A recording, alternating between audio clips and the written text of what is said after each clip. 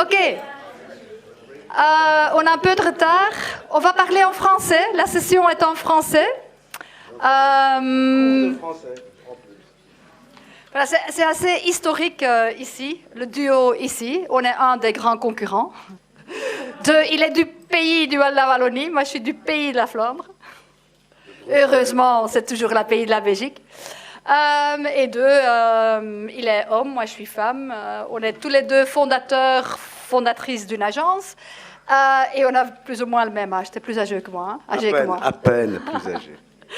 Mais donc, on vient en fait vous parler de l'évolution de notre métier. Pourquoi nous? Parce qu'on pense qu'on est les singes les plus vieux, probablement, du métier, presque qui reste. Et le titre, c'est « Can I have a job description, please? Because you will see that it's very difficult today to have a job description for the copies. » Donc, je vais peut-être être ici, Eric, parce que c'est compliqué comme je dois taper. Donc, study the past if you were to define the future. Donc maintenant, on va un peu vous apprendre, un peu donner de l'histoire du métier. Où est-ce que le métier est allé?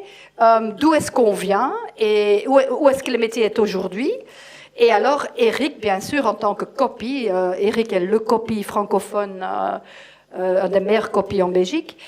Il va vous expliquer, et en France d'ailleurs, parce qu'elle a aussi une agence en France. Donc, il va vous expliquer, bien sûr, le métier, comment le métier du copy a évolué aussi avec le métier, quoi. Donc, moi, j'explique le métier.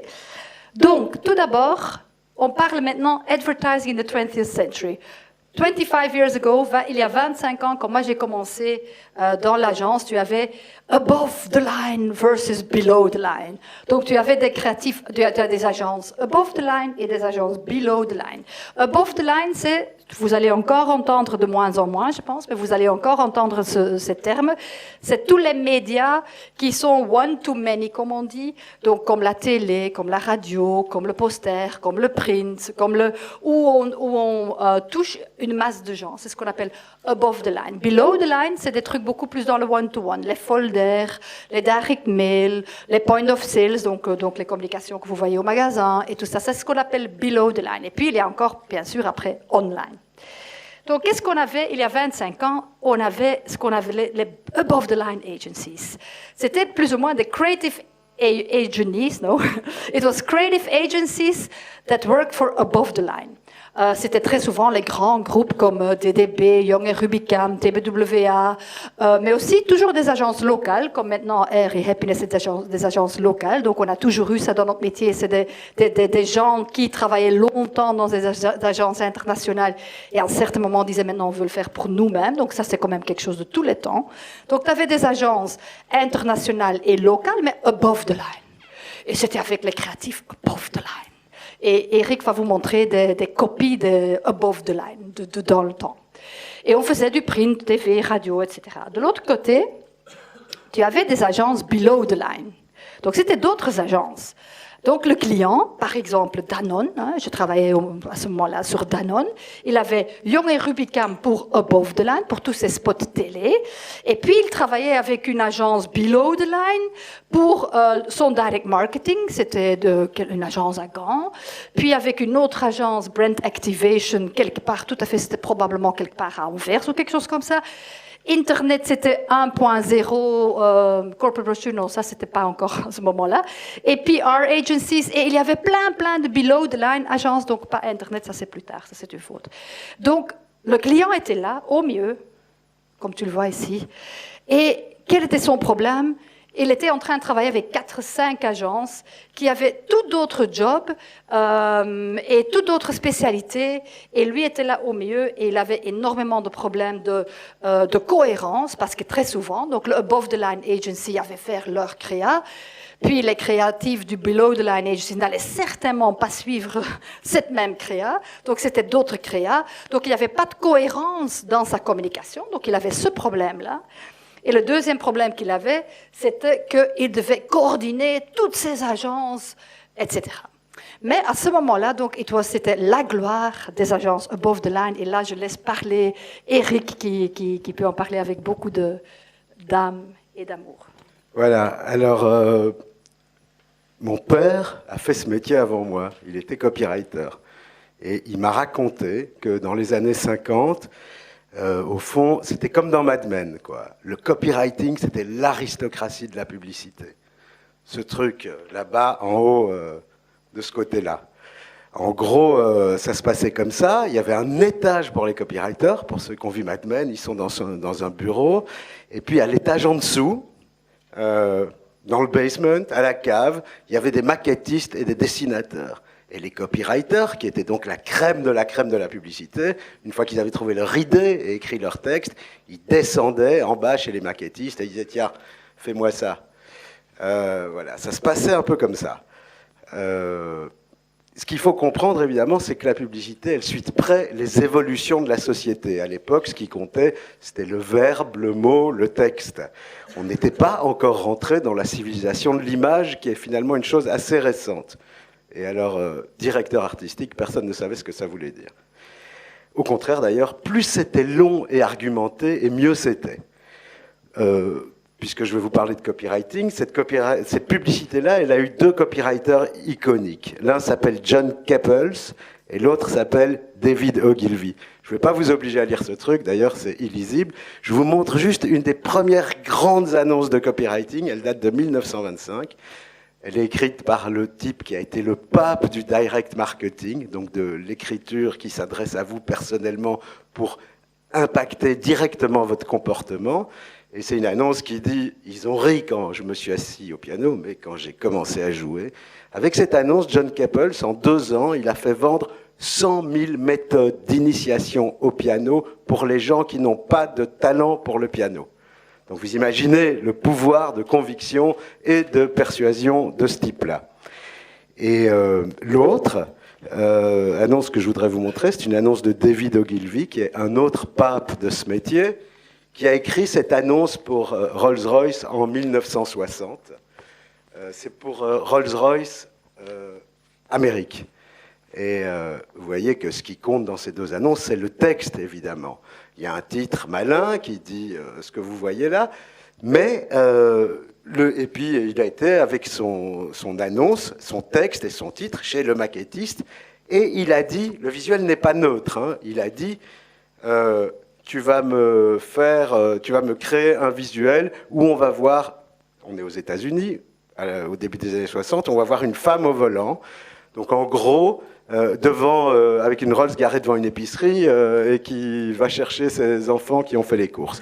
Donc en gros, c'est un visuel très stratégique puisqu'à l'époque, le signe de la réussite et de votre standing aux États-Unis, c'était de rouler en Cadillac et que David Ogilvy a essayé d'imposer le bon goût anglais, il était anglais d'ailleurs, de Rolls-Royce, écossais, autant pour moi, il était écossais, contre le bling-bling américain. Ça a bien marché puisque en 2 ans, il a doublé les ventes de Rolls-Royce aux États-Unis, qui sont passées de 59 à 61 à 300 modèles, de 300 modèles à 600, avec 50 fois moins d'argent dépensé cette année-là que Cadillac.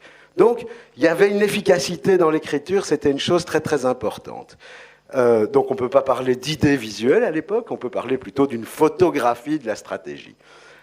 Par contre, le texte est génial. Et alors, s'il y a un truc, tu en as parlé, Nick, qu'il faut retenir de ces 2 annonces, c'est que dans un cas comme dans l'autre, chacune de ces annonces raconte une histoire. Alors, créer une vraie histoire, je pense que c'est la première chose à retenir. Même si les moyens de raconter cette histoire ont radicalement changé ces dernières années, ça reste un des fondamentaux de notre métier. Il faut que vous soyez capable de créer une vraie histoire. Le type qui a changé tout ça, vous l'avez évoqué avant que j'arrive, s'appelle Bill Bernbach. Il est responsable de ce qu'on a appelé aux États-Unis, au début des années 60, la révolution créative. Il avait beau être d'abord, il était copywriter. Il est connu parce que c'est lui qui a introduit au pays des voitures qui faisaient 8 mètres de long, pleines de chrome, la petite coccinelle allemande. Il est connu pour ça, mais il a fait plein d'autres choses bien. Il a compris qu'il fallait donner plus de place au visuel. Et simplement, il a d'ailleurs, regardez bien, inversé l'importance du texte et de l'image. La preuve, démonstration, voilà.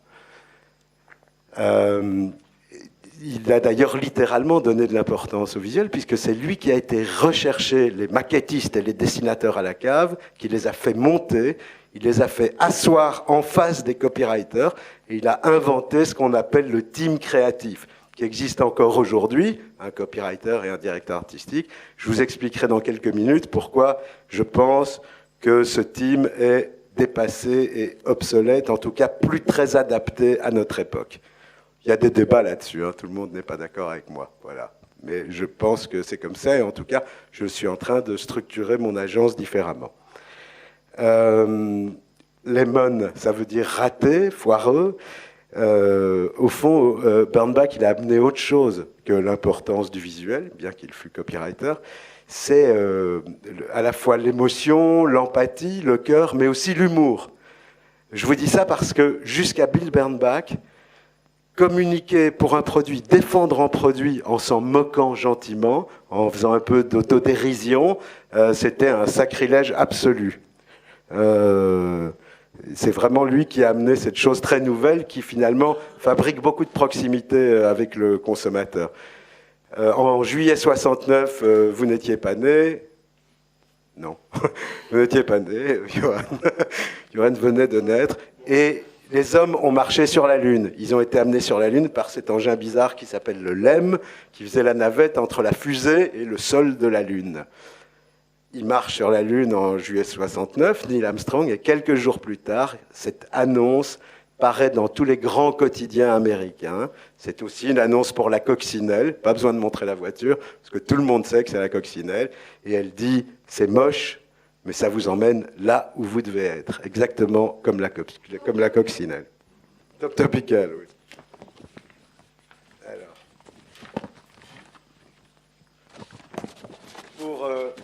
pour faire court, c'est ce type, Bill Bernbach, qui a donné envie à toute une génération de devenir créatif et copywriter. Les plus grands copies américains, anglais, européens sont tous passés chez Doyle Dane Bernbach, qui a eu une influence sur nous fondamentale. Prenez un type comme David Abbott, qui est pour moi un des plus grands, eh bien, il a été très influencé par Bill Bernbach. Je vous montre cette annonce qui est compliquée à lire maintenant. Je vous la montre parce que je la ressors une fois par an à l'agence chez nos jeunes créatifs. Pourquoi ? Parce qu'une fois par an, ça peut être Mobistar, vous maintenant, Deleuze, mes clients me disent « on va faire un truc pour la fête des pères ». Et alors, on donne un briefing très standard, qu'est-ce qu'on va faire pour la fête des pères ? Et en général, les créatifs, dans un premier temps, viennent avec des choses pas très intéressantes. J'ai donc cette annonce sous la main et je leur fais lire cette annonce qui montre que sur un sujet aussi banal que la fête des pères, on peut être absolument bouleversant, plein d'empathie. En gros, vous ne devez pas la lire maintenant, mais je vous conseille d'aller la lire parce que c'est l'histoire d'un fils qui remercie son père et c'est très touchant parce que ce fils a 40 ans, 38-40 ans et que donc il remercie son vieux papa pour toute une vie dédiée à son gamin. Voilà. Et un autre gars qui a été très influencé par Bill Bernbach et que j'aime beaucoup et qui est sans doute un des meilleurs copywriters de tous les temps s'appelle Tim Delaney et il a fait cette annonce. Il s'est occupé de Timberland pendant des années. Il avait une petite agence. Il était avant ça directeur. Il a suivi ce parcours classique dont parlait Karen. Il est créatif en agence et puis à un moment, il monte sa boîte. Il a comme client Timberland, la marque de chaussures un peu technique. Et il va imposer Timberland aux États-Unis avec des annonces incroyables, avec de la long copy. Et il a aussi hérité, et vous devez retenir ça, de Bernbach, un précepte, une idée que Ogilvy partageait aussi, qui est que pour dire un truc intéressant, qui va intéresser votre consommateur à un moment sur le produit, il faut que vous connaissiez extrêmement bien ce produit, mais aussi votre consommateur. Donc, pas être fasciné par le produit, sinon vous allez emmerder tout le monde, mais trouver les points de rencontre entre le produit que vous défendez et la personne à laquelle vous vous adressez. Et il a fait ça merveilleusement. Voilà, vos yeux sont en train de geler, votre peau est en train de virer au noir. You're technically dead, let's talk boots. Et ce texte est absolument incroyable. Après ça, après cette annonce-là, qui était pour des grosses bottines d'hiver, il a dû faire une annonce pour des mocassins indiens, comme c'était un peu la mode à l'époque. Et il a fait ceci. Voilà, on a volé leur pays, leurs buffles et leurs femmes, et puis on est revenu prendre leurs chaussures. Et je vous conseille vraiment de lire ce texte. Je vous amène que des trucs mythiques parce que c'est formidable. Moi, personnellement, pour rester sur Bernbach et parler un peu de moi, j'ai quitté la Belgique quand j'avais 20 ans pour aller travailler chez DDB à Paris, qui était à l'époque la Mecque de la création française, et particulièrement du copywriting. Je dirais que j'ai pu y faire des choses très chouettes, qui passeraient sans doute plus tout à fait aujourd'hui pour plusieurs raisons. La première, c'est que le monde a changé. Voilà. Et la deuxième, c'est que de temps en temps, les marques manquent d'audace. C'est un produit, ça, de la crise économique. J'ai eu la chance de faire le métier de créatif dans les années 80 à Paris. Bah, c'était pas vraiment la crise, en tout cas un peu moins qu'aujourd'hui. Donc il y avait sans doute un peu plus d'audace, ce qui est un mauvais calcul, puisqu'évidemment c'est en temps de crise qu'il faut faire preuve d'audace. C'est pas, voilà. Je vous ai amené un vieux truc qui était mon hommage personnel à Bill Bernbach. Il avait fait la coccinelle, alors j'ai fait une fourmi, moi, pour l'Apollo. Quand je parle d'audace, je ne dis pas que c'est incroyablement audacieux. Je dis juste qu'aujourd'hui, je peux vous le dire parce que je viens de gagner une marque de voiture, et une des premières, qui est Seat en l'occurrence, qui est d'ailleurs dans le groupe Volkswagen, et une des premières choses qu'ils m'ont dit, il n'y a personne là, non, c'est que c'était très important que je montre les voitures. Donc je pense que ça, c'est-à-dire faire une annonce sans un gros packshot de bagnole, c'est quelque chose de très compliqué aujourd'hui. Voilà. Pour revenir une seconde au schéma de Caron, que voici, vous avez compris que ce qui était bien au siècle dernier, c'était d'être là-haut. Ça, c'était vraiment chic. C'était l'exercice le plus créatif. C'est là qu'on trouvait les meilleurs. C'est aussi là qu'on gagnait le plus d'argent, il faut bien le dire, et aussi le plus de prix. Très important, les prix dans la création publicitaire. Alors, l'époque n'était pas forcément plus facile ou moins exigeante sur le plan créatif, mais en revanche, il y avait moins de choses à maîtriser. Donc en gros, si vous saviez faire une affiche, une annonce, un bon spot de télé, un bon spot de radio et écrire une body copy, ben, l'affaire était dans le sac, c'était bon. Et pour le reste, c'était très simple. Je vous parle de perception. Je ne dis pas que c'était la réalité, mais on fait un métier où il n'y a que la perception qui compte. Cette colonne-là, en gros, en caricaturant, eh ben, plus vous descendiez dans la colonne, moins c'était prestigieux et moins on vous demandait d'être créatif. Donc, on voulait tous être là, et ceux qui étaient là, ils voulaient travailler là-bas. C'était assez con, en fait, parce que ce sont de vraies spécialités, tout ce qui est là. Et on a mis un peu de temps à se rendre compte de ça. Je vous donne un exemple. Quand vous confiez, à l'époque, quand vous confiez une brochure dans ce genre-là à un copy above, il mettait 15 jours et il fallait qu'il ait son dictionnaire, sa grammaire à côté de lui pour écrire un truc finalement assez médiocre.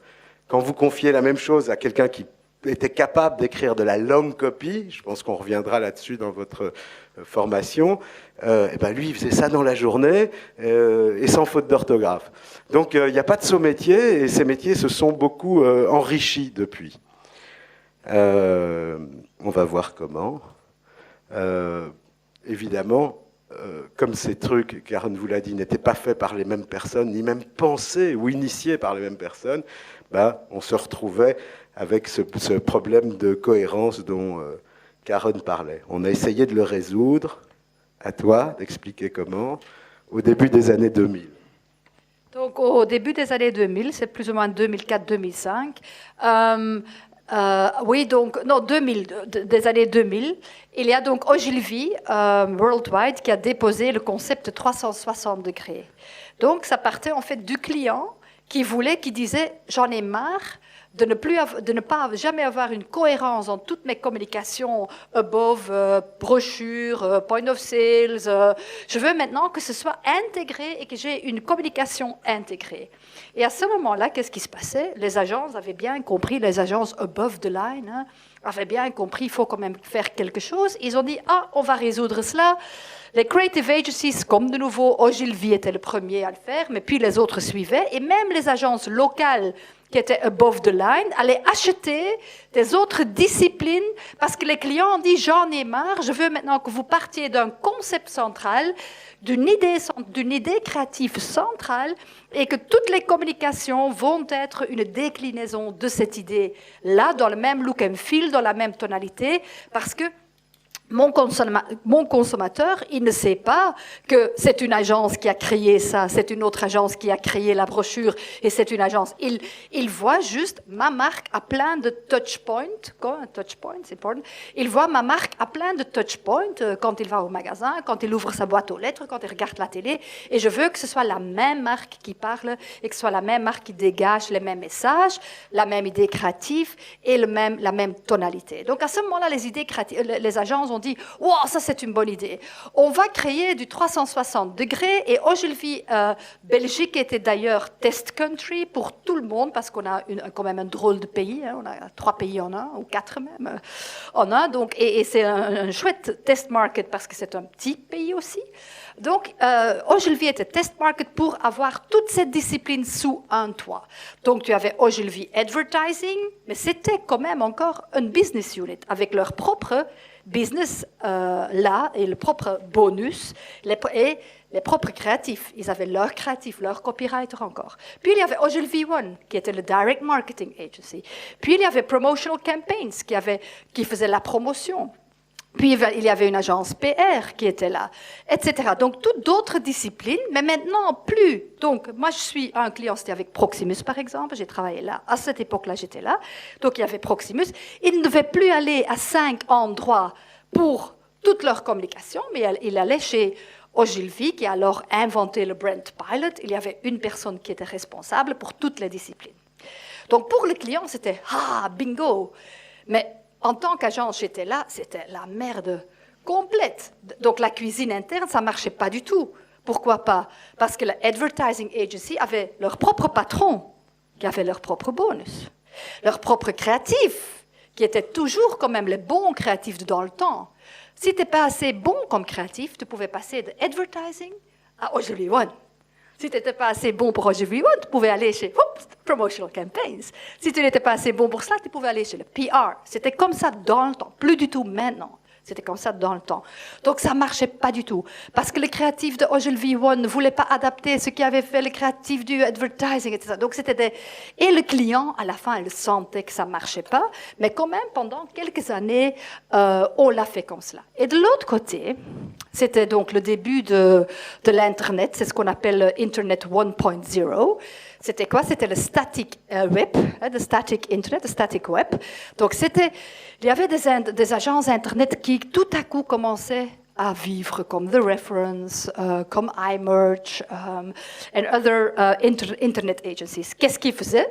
Tout d'abord, c'était les agences de CRM avant, donc il était à la base très IT-driven et il avait des modèles de gain, donc il gagnait sur les softwares et tout cela, mais ils avaient quand même compris qu'il devait faire un peu de communication aussi et ils commençaient à mettre des websites, des brochures online. Il faut vous rappeler certainement que les premiers websites qui étaient on-air, online, c'était en fait les grosses brochures. Donc, tu pouvais aller dans le magasin de Proximus et tu voyais la brochure qui était online exactement la même, mais il y avait quand même déjà une programmation.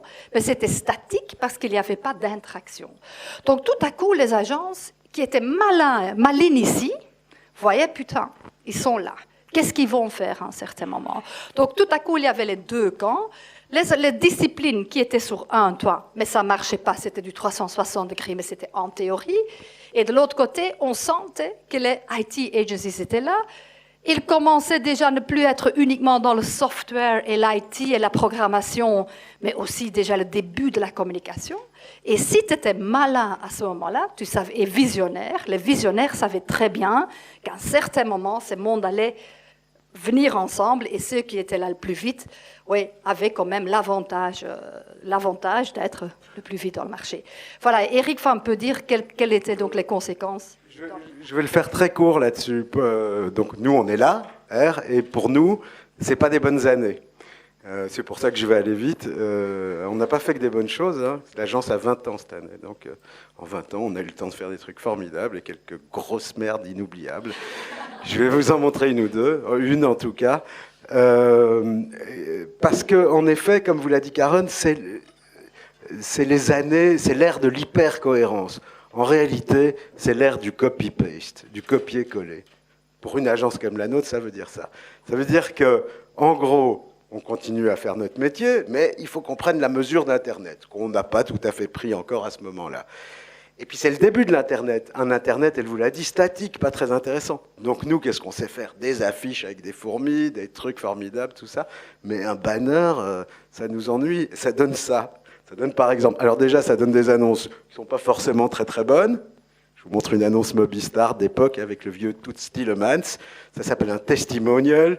En gros, c'est ce qu'on fait souvent quand on ne sait pas quoi faire d'autre. Donc c'est ces années-là. Et toutes ces quelques vedettes belges disent qu'elles sont chez Mobistar. Et puis mon client de l'époque, patron de l'UBA aujourd'hui, Chris Van Rooij,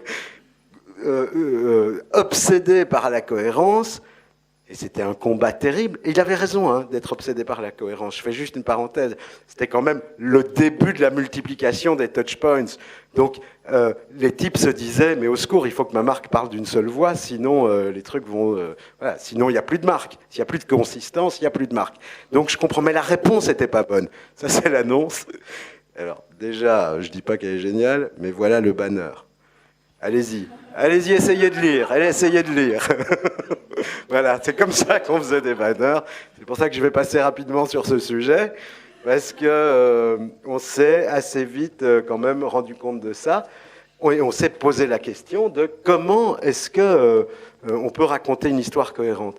Je déteste cette époque, et il y a un mot qui vient de cette époque et qu'on entend encore beaucoup aujourd'hui en agence, et pour moi il résonne très mal.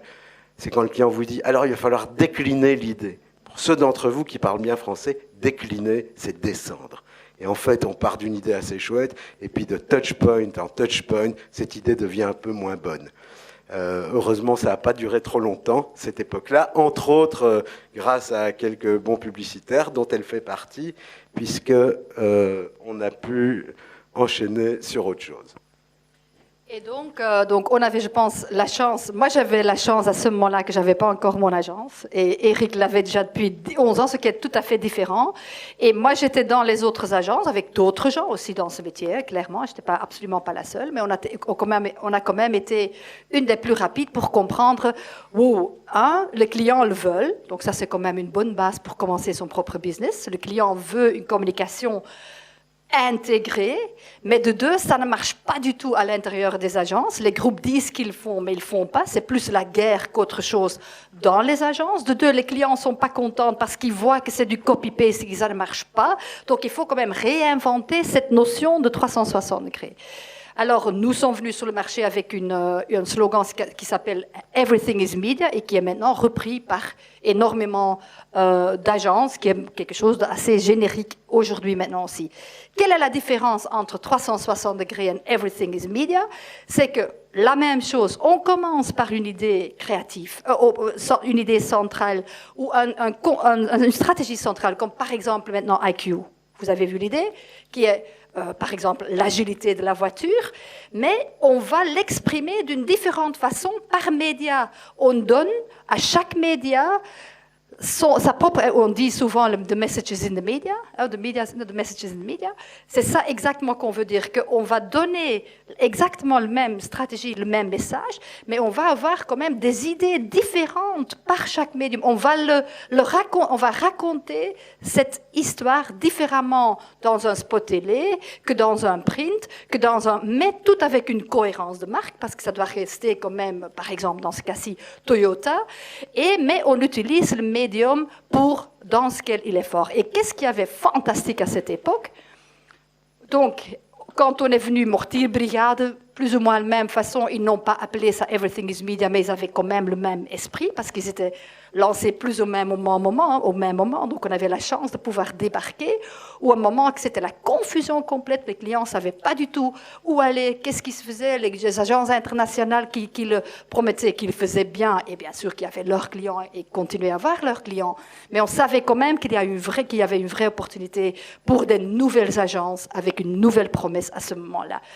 Donc, on continuait à voir les agences qui servaient le 360 degrés. Et de l'autre côté, on voyait quand même, putain, ces agences Internet, ils ont toute la programmation. Ils n'ont toujours pas compris qu'une idée qu'on trouve ici va aussi maintenant se mettre en 2.0 online.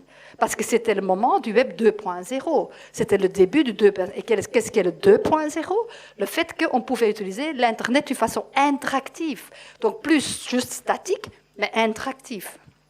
Donc l'entertainment, donc toutes les grandes idées qu'on trouvait ici, pour la télé, pour le print, pour les folders, pour le point of sales, maintenant, il y avait une opportunité de le faire aussi sur l'Internet. Eux, ils savaient le faire techniquement, mais ils n'avaient pas encore compris. Eux, ils étaient encore beaucoup trop avec leur 360 degrés copy-paste, comme Eric l'a dit. Donc, les nouveaux joueurs, à ce moment-là, on dit, putain, everything is media, web-centric thinking, everything is creative, everything is copy, everything is production, everything is account. Donc, ce n'était pas uniquement un brand pilot qui était le même pour toutes les disciplines. Mais c'était le copy qui était le même pour toutes les disciplines. Donc le copy qui trouvait l'idée allait aussi faire la brochure, allait aussi faire le window stickers, et allait se faire aider derrière des crafters. Mais ça, Eric va vous expliquer la différence. Alors, ça c'est vraiment ce qui a changé notre métier, ce qui nous a obligés à penser autrement. L'avènement du web et de la communication 2.0, puisque jusque-là, une marque, elle vous parlait et vous n'étiez pas en mesure de répondre. Après, les choses se compliquent un peu, parce que quand vous répondez pas forcément gentiment, vous n'avez pas envie d'entendre les mêmes trucs. Le net, les réseaux sociaux vous ont donné un pouvoir inouï, y compris un pouvoir de boycott des marques. Faut être clair là-dessus. On parle depuis quelques années de consommateurs. Bon voilà, c'est un mot un peu tarte à la crème, mais ça veut quand même dire ce que ça veut dire. Ça veut dire du pouvoir chez vous, un peu plus qu'avant chez les consommateurs, et un peu plus de pouvoir chez les consommateurs, un peu moins chez les marques. Bref. Je reviens parce que c'est mon sujet, qu'est-ce que ça veut dire pour les copywriters ou pour les créatifs? Everything is media, everything is creative. Ça veut dire, elle l'a dit Karen, au centre de tout, il y a l'idée. C'est le premier truc. Et cette idée, il faut qu'elle soit suffisamment forte pour pouvoir être exprimée dans chaque touchpoint sans perte de cohérence globale, mais même en trouvant une force nouvelle dans les touchpoints utilisés. Donc une force décuplée parce qu'ils sont bien utilisés.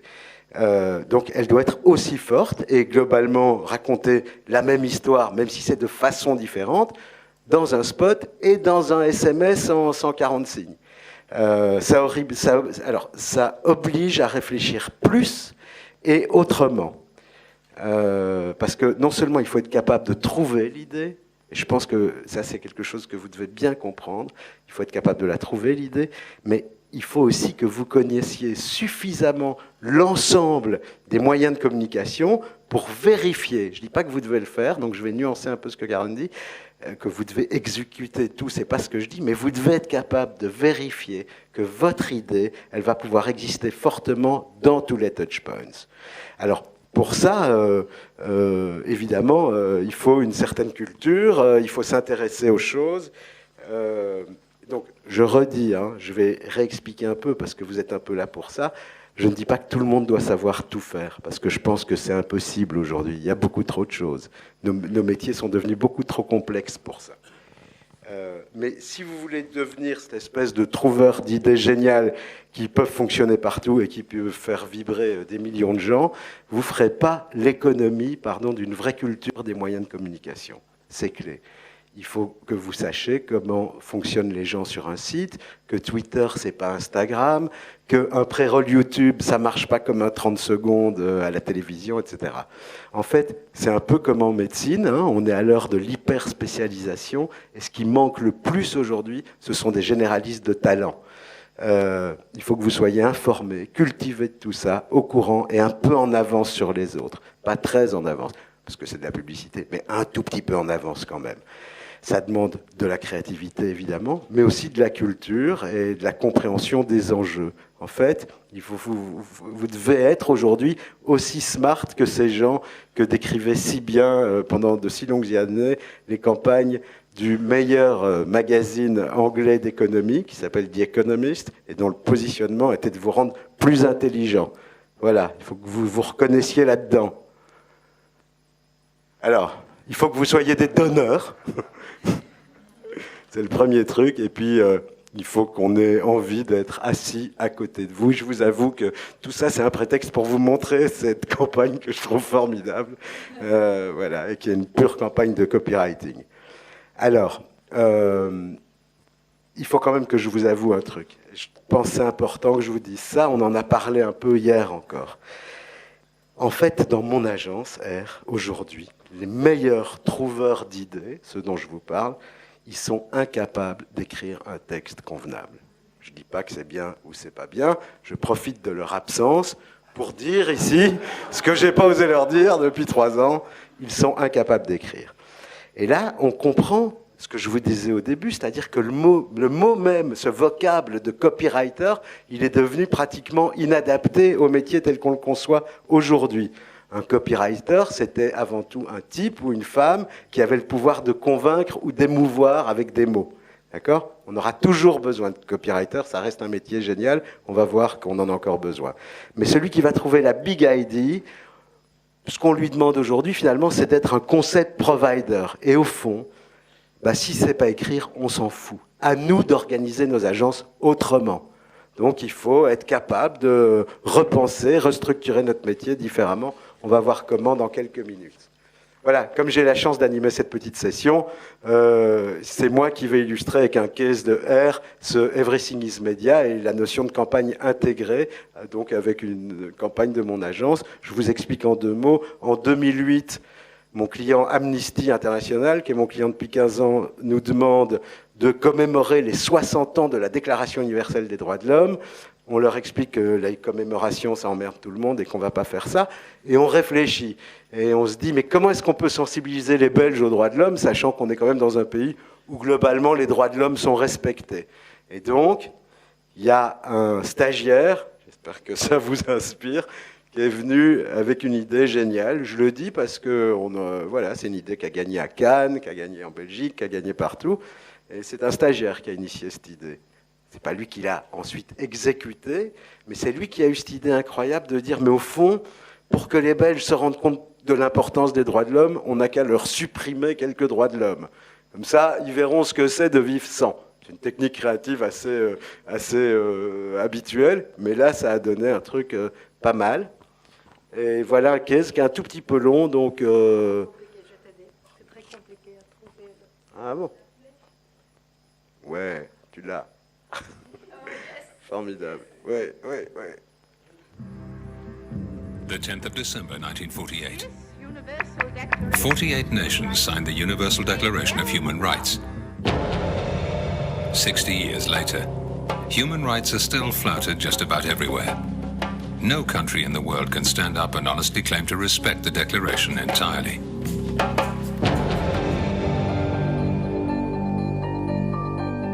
To awake the defender of human rights that's asleep in each and every one of us, Amnesty International Belgium created a series of experiments.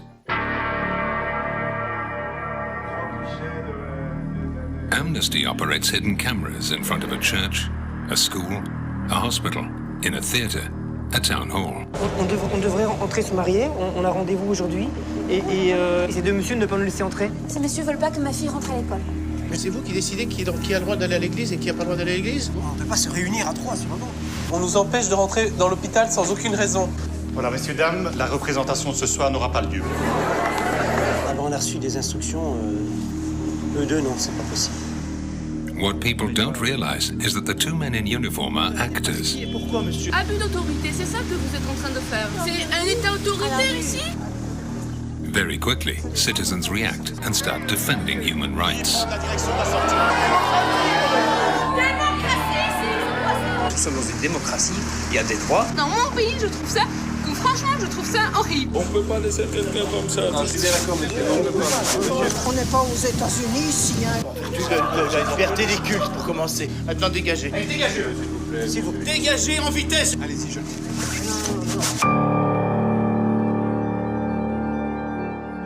The hidden cameras are shown on video sharing websites such as YouTube and Dailymotion, and on television to wake up other people's consciences with the slogan, "Human rights still need you to defend them. Wake up, humans. Go to amnesty.be." Access to the amnesty.be site is blocked and censored for subversive content likely to harm the public interest.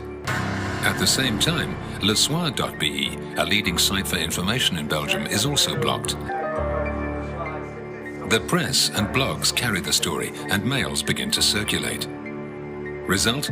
In less than 24 hours, thousands of people react, pass on the information, and become active defenders of human rights. When the Amnesty site goes back online, the number of visits triples.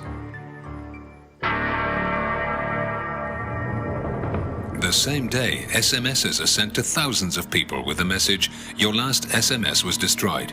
It contained unlawful words which could harm national security," followed by a special phone number. Don't you find it inadmissible that your freedom of expression and opinion is attacked? You're right. Human rights still need you to defend them. Visit amnesty.be. Hundreds of calls follow and visits to the Amnesty International site multiply. People send SMS messages as the viral activity grows.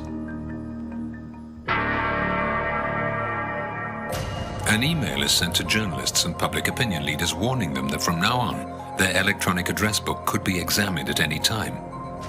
Again, people are invited to call. 100% of journalists involved and 2 out of 3 opinion leaders react and call the number. Belgium's leading French-speaking dailies decide to headline the Wake Up Humans campaign on their portals.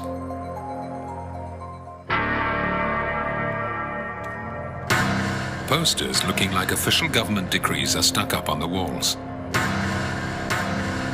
Anyone wishing to circulate inside the property must provide proof of nationality or religion. For security reasons, conversations with a political content will not be tolerated inside the campus.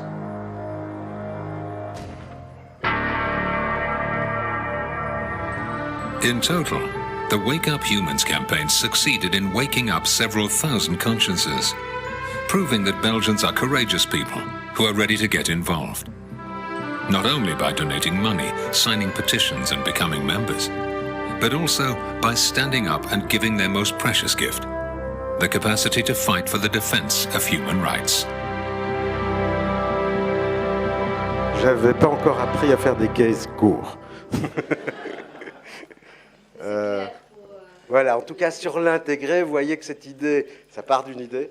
Je le redis, trouvé par un stagiaire. J'insiste là-dessus parce que je ne le savais pas à l'époque, je l'ai appris récemment, figurez-vous. Et donc, il n'a pas été crédité et honoré comme il aurait dû l'être. Donc, voilà, si jamais s'il y en a d'entre eux parmi vous qui le connaissent, faites passer le message. Voilà. Ce qui est intéressant, c'est que c'est vraiment une idée. Ce stagiaire, très franchement, il ne savait pas écrire, il ne savait pas faire une annonce, il ne savait pas faire un film. C'est pas ce qu'on lui demandait. Il était capable de trouver une idée qui a, comme vous le voyez, fonctionné. Qui a fonctionné à la fois dans des vidéos YouTube, qui a fonctionné un peu à la télé, qui a fait un carton en SMS et qui nous a valu un gros problème. Voilà. Mais c'est pour Amnesty, donc on peut être un peu borderline par rapport à la loi, et qui a fait un scandale dont le recteur de l'ULB se souvient encore, puisque en fait ces collages d'affiches ont été faits la nuit et qu'il y avait des attroupements devant les... Voilà, ça a valu une interpellation par les étudiants au recteur, etc. Donc voilà, typiquement, on part d'une idée et puis on arrive à l'exporter partout et chaque canal, chaque touchpoint trouve sa propre force et vient renforcer l'ensemble du dispositif. C'est le contraire de décliner une idée, quoi. Voilà. Et voilà une nouvelle dimension qui vient non pas effacer celle-ci, mais s'ajouter à la précédente. Et c'est Karen qui va vous l'expliquer. Oui, très vite. Hein, donc, après Everything is Media, très vite, après 2-3 ans, il y avait les social media qui étaient là, dont les agences ne savaient pas du tout qu'est-ce qu'il fallait faire au début. Maintenant, tout le monde utilise Facebook, mais dans ce temps-là, ce n'était pas du tout le cas commercialement. Ça commençait même uniquement dans le grand public à être assez bien connu. Parce que qu'est-ce que tu vois ici, c'est très marrant. C'est comme l'époque dont on vit. Tout va de plus en plus vite. On a eu des années, 100 ans de publicitaires above the line et les autres disciplines, puis on a eu 5 ans de 360 degrés, puis on a eu 2 ans de Everything is Media, puis maintenant il y a Everyone is Media, et maintenant c'est tout ce qui est Big Data qui est the new thing to come. Mais that is everything, Everyone is Media. Et avec Everyone is Media, donc on a lancé cette phrase 2 ans après, donc Everything and Everyone is Media, parce que même dans toute la réflexion stratégique et créative, il fallait aussi commencer à réfléchir comment est-ce qu'on va faire parler les gens de ma marque et pas uniquement la marque qui parle de la marque. Mais dans les social media et tout ça, Twitter, Facebook, les blogs et tout ça, on allait vraiment réfléchir, ok, la marque va parler de la marque. Mais à côté de cela, comme how will we have free media? Et le free media, c'est ou bien les journalistes qui parlent de ta marque, everyone is media, ou bien les gens même qui parlent de ta marque à quelqu'un d'autre. Parce qu'on sait que ça a 70% de pouvoir d'achat plus élevé que quand la marque parle de la marque. Quand il y a a peer who talks about the brand to another peer. Et c'est là où donc on a installé aussi la notion de everything is media, qui reste, but also everyone is media. C'est clair qu'à la fois l'avènement et l'accessibilité des technologies, plus l'avènement des réseaux sociaux, ça donne une combinaison très très forte avec laquelle on apprend tous à jouer plus ou moins bien. C'est pas parce que les technos sont accessibles à tout le monde que tout le monde a du talent, donc voilà.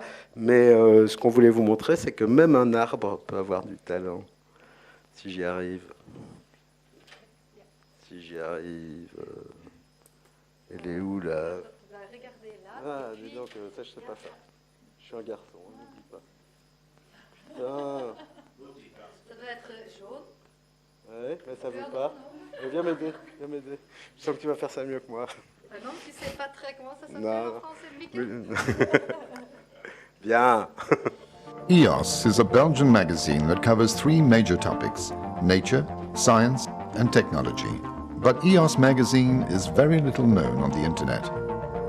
Increase online visibility for EOS magazine and increase traffic to their website and social media feeds.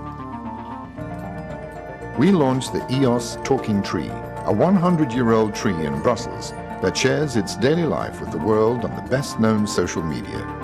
To let the tree talk, we equipped him with sensors that monitor what he goes through every day.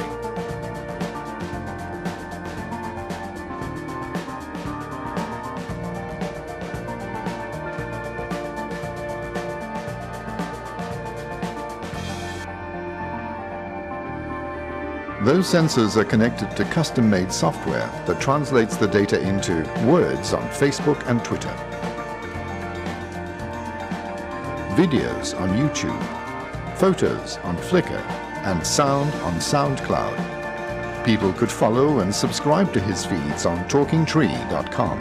With all the sensor data, the custom software automatically generates thousands of tree emotions. For example, when it's been cloudy for a long time, he would say, "In the mood for some photosynthesis, if only those clouds would let me." We launched the tree through print, TV, online bannering. Through an online PR strategy, we targeted highly influential blogs in the fields of science, nature, and technology. The tree became an instant internet sensation. After a few days, he had more than 25,000. Bon voilà, et je vais passer le dernier case parce que le temps passe et je vais arriver à un truc qu'on avait envie de vous montrer, qui n'est pas un case, qui nous ramène à notre sujet. Voilà, ce qui est ceci. Puisqu'on est là pour parler de ça, c'est intéressant. Donc, vous avez vu, on est passé à travers, tu diras un petit mot sur le dernier, on est passé à travers, on se rend compte qu'au fond, il y a beaucoup de métiers aujourd'hui dans un seul métier. Il n'y a pas de mauvais métier. Donc le truc de je veux être absolument... Si tout le monde devient concept provider, il n'y aura plus personne pour faire les choses. Et plus personne ne saura écrire, et plus personne ne saura filmer, et plus personne ne saura comment on fait un spot de radio, parce qu'on sera tous là à penser qu'on peut avoir des idées. Donc c'est très important qu'à un moment, pas forcément aujourd'hui, mais quand même, vous identifiez, si vous avez envie de venir vers ces métiers-là, celui que vous avez envie de faire. Alors, On en a mis 4 et on va passer rapidement à travers. Vous avez compris que le content provider, c'est le type qui trouve, à partir d'une stratégie d'ailleurs, et de plus en plus en fait en co-création avec la stratégie, parce que c'est aussi une chose qui a changé. C'est aussi pour ça que j'ai plus envie que les gens soient juste un copywriter et un AD assis l'un en face de l'autre. Parce que idéalement, il faut quelqu'un de la stratégie et même quelqu'un du digital à côté d'eux. C'est devenu complexe, hein, et je vous le dis d'autant plus facilement que c'est mon agence, donc je sais ce que ça coûte aussi. Donc c'est aussi à repenser ça. Pour nous, les patrons d'agence, il y a une organisation à repenser qui doit être à la fois efficace mais payable avec les revenus qui ont, eux, pas augmenté en fonction de la complexité accrue du boulot.